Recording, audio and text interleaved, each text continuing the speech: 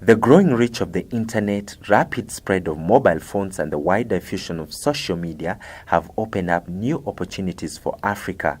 However, they've also been found to present new avenues to harm women and girls. Cyber-based violence may present itself in form of trolling, stalking, bullying, and emotional abuse. However, as much as they are beneficial, they are also presenting new avenues and tools to inflict harm on women and girls. Gender-based cyber violence is emerging as a global problem with serious implications for societies and economies around the world. Violence generally doesn't have a shade or a form or a shape. It's not determined by the color of your skin. I think it's behaviors, it's attitudes, it's beliefs.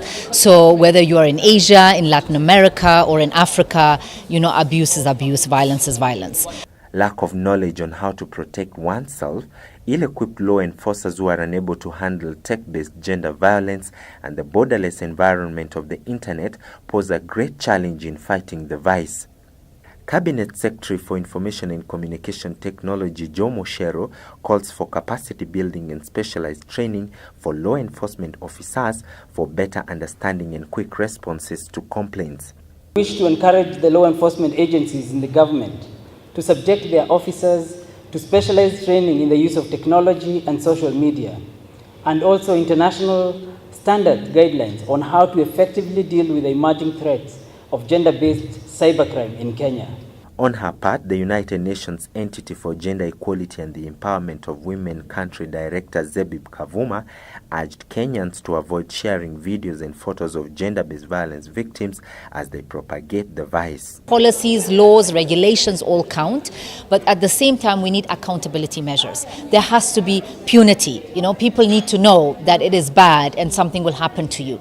But if there's impunity, then everybody will continue to do business as usual and say, well, in any case, who's going to come? And who cares? I can do what I want. So we need to make sure that the regulatory frameworks are in a way that they see the justice system executed to the end. So that if you are guilty, you are really guilty and you're prosecuted. If you are innocent, you're innocent, well and good. But there should be a system and a mechanism to track that and to be able to deliver on justice for women, for men, for boys and girls equally in the country.